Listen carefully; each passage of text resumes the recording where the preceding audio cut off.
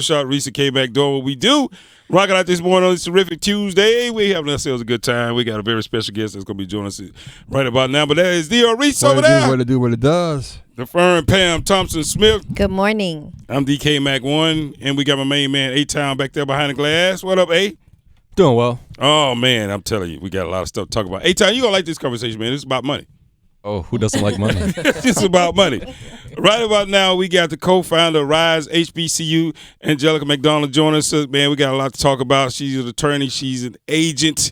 Man, she knows all things NIL, how to raise money for students that need NIL deals. But RISE HBCU, real quickly, tell our listeners, what is RISE HBCU and why did you guys decide to found RISE HBCU?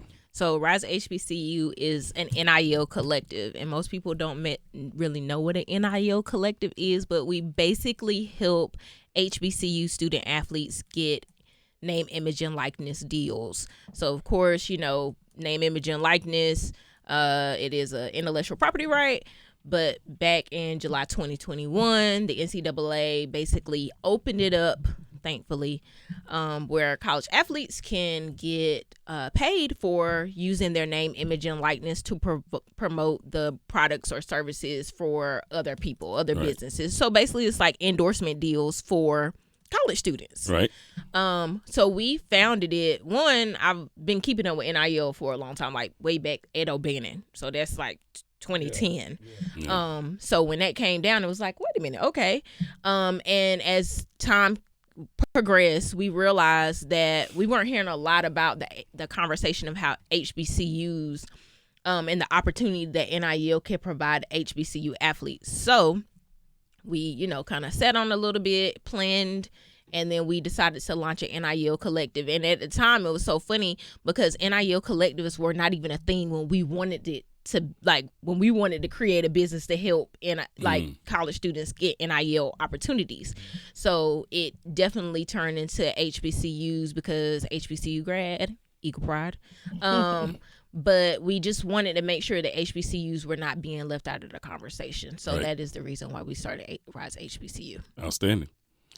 Awesome. We are talking to Angelica McDonald, who is an attorney, attorney and agent and co-founder of RISE HBCU. I want to talk a little bit about the development that you do with the young people, because we talk about the education of the finances and things like that. So can you talk a little bit about that piece of what you provide in their development during this NIL process? So a big part of utilizing your NIL is your personal branding. So in order to do that, people have to know who you are, and a business has to feel like you're valuable to help promote their products and services. So a big part of what we do is help our athletes with their personal branding, with content creation, understanding how to utilize their NIL creatively. But then we also touch on different things that affect them as a student athlete, such as mental health and wellness, and even like now they're entrepreneurs. So helping them, figure out how to manage things, how to manage their money, even like creating business entities. So it's a lot that goes into NIL. A lot of people just focus on getting the deals, but they don't realize how much it takes to get the deal. So the process, we've been helping them figure out ways to approach companies, like how to jump into DMs, how to send emails, even how to meet them one-on-one. Like we had an event at NCCU in March. We had a business expo where we invited businesses that wanted to do NIL deals, and then we invited the student athletes there. But before, we had 2 educational sessions to prepare them for the opportunity, because we wanted to make sure that they were going to be ready. So we, talked about personal branding. We went over elevator pitches and everything. And honestly, let me tell y'all, after the business expo, the businesses walked up to me and they were like, this was phenomenal. These kids were so prepared. They had questions. They knew like what to say. they just really seized the opportunity. So it was really, really cool, because I think a lot of people underestimate HBCUs and HBCU students, HBCU athletes. Well, that's their fault. They're doing that. And which is strange, but like Happens all the time. they're very much, I guess, the underdogs. So to hear businesses say like they were so prepared, we were blown away. Please invite us to your next one. We want to be a part of it. So that's a part of like a lot of the development we do with student athletes, not just at NCCU, but we've worked with other schools as well. Man, we're talking to RISE HBCU founder Angelica McDonald, attorney agent in NIL Collective, and I just want to just transition over to something that's happened recently in the NIL world, particularly with high school students. And I'm curious to see where you guys are positioned on that and whether or not you want to get involved at that level. Well, so I'm not sure if we're going to get involved in that level. But I know that it's a potential to partner as far as education is concerned. So I think that is one of our biggest focuses, education. So because this is a new lane, and honestly, and I was talking to K Mac the other day, I feel like education is going to be the biggest part about high school students being able to seize this opportunity and turn it into something that is beneficial for them and their families.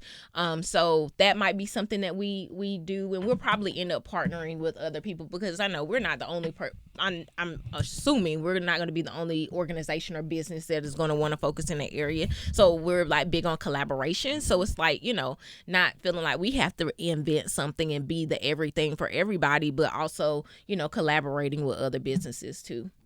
That's right. So seeing that you've been in this space for a while, and just seeing that you've been in, kind of like you said, since Ed O'Bannon days, and seeing the maturation process and how it's kind of went through these different stages.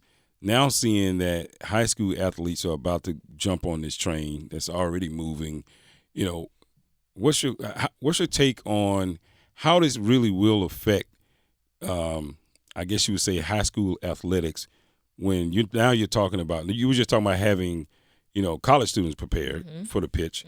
Now we're talking about having someone that maybe has a driver license, maybe not, prepared for this pitch and prepared for what this all entails. What's your take on that? So I think the biggest part is going to be the adults behind these athletes. Okay. For them to know and understand what to do, because, kids utilizing their NIL is not a new thing. I mean, we have child stars, entertainers, actors, musicians, and stuff like that. So them being in commercials and being spokespersons of brands is not a new thing. And more than likely, they have a machine behind them, which is more than likely their parent. So I think that parents understanding and being privy of the information, but also leaning into the experts that understand how to utilize the opportunity and make the most out of it is going to be important, but also having a game plan, because a lot of parents, and we see this like with child stars, like the parents wanted the child to be an entertainer and the child didn't really want to do that, or they were doing it because their parents wanted them to, or financial I guess maybe constraints and different challenges that they had, and they felt like they were forced to do it. But I think like from a sports perspective, they're already a talented athlete, right? They already, are amazing when it comes to sports, but are they going to be amazing when it comes to personal branding and promoting somebody else's product? That's just a completely different thing. That's right. They may not have the personality for it, and they're going to have some really important conversations with their kids and understand that doing NIL is another job. Are they going to be able to handle it? And that's the conversation I have with my college athletes. Like, can y'all handle it? Can you fit it in your schedule? Can you balance it along with your other responsibilities as a student? So I think that's going to be the biggest thing. Parents being involved, leaning on the experts. Another job. And it is big job. It is a job. Like, and if you like talk to any of my athletes, they're like trying to work it in, trying to reach out to brands, trying to strategize who is the best brand for me to connect with, to work with. It's just a lot. It's a lot to think about, and people think that it's so easy, but it's not at all. Wow. And that's why they need your help. We're talking to Angelica McDonald. She's an attorney and agent with Rise HBCU. So I'm a parent or I'm a student. I just found out about you. I need this help. I need this guidance, or I want my child to have this development that you have. Also, you're there to foster and build community, and that's what I want for my child. So then how do I find out about you and your services and next steps from there? So they can email me at hello at iamangelica.com. Of course, they can reach out to me on social media. That's how most people get in contact with me. And of course, with Rise HBCU, you can reach out to us at info@risehbcu.com. Wow. Yeah. So I'm Uncle Joe. My two nephews, one's a quarterback in Charlotte. The other one, is playing in Virginia. He's a running back. But they gonna get a D1 gig. But my sister told me to run the NIL for them. How do I do that? Or can I run do that? the NIL? I do that? Well, I'm just telling you what the people think. I'm telling you how people think. From what I read, there's nothing that is stopping them from, running the NIL, I guess. I know, like, with the state of North Carolina, when it came to college athletes, before NIL came into effect, you had to be a registered athlete agent. So I'm a registered athlete agent with the state of North Carolina, and I know that they have said that the same parameters apply for college students as well. But when it comes to the collectives, I haven't heard that. Like, so if somebody is operating as a collective, I haven't heard that they have to be registered. So that's when you say collective, what does that mean when you say that? As a like NIL collective. Okay. So just the entity that comes together to get NIL opportunities for. So we could be an NIL collective if you want to be. Yeah. So you have to be an entity, not an individual. Well, I mean, you can be an individual too, but most of them are operating through an entity. Yeah. Right. I mean, for business purposes. That's good. Okay. Get those business benefits. But Uncle Joe. Yeah. They call it JoJo. Uncle JoJo. I think that Uncle JoJo needs to make sure that he is the right person to do the job. Well, his sister trusts him. Well, I mean, but at the end of the day, like, does Uncle Joe know what he's doing? Like, does he know how to reach out to these companies? Does he know about He know the people I'm talking about. He know these people. Does he know about personal branding? Does he have some opportunities? Everybody on the like table? my nephew. Everybody like him. But it's more than just like feeling like you can do something. He doesn't need. So he's got already 1 million followers. We're good with that.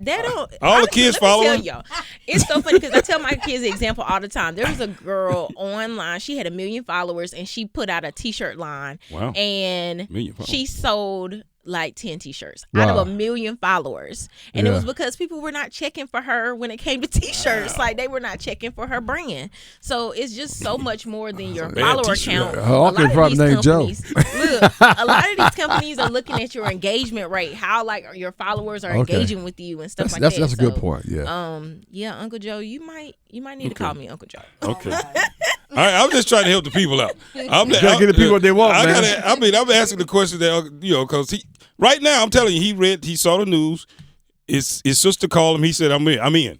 I got it. Don't you worry about it." Thank you so much for joining us. We appreciate it. Good information. We'll get you on. By the time Uncle Joe get in some trouble, we couldn't get you back on.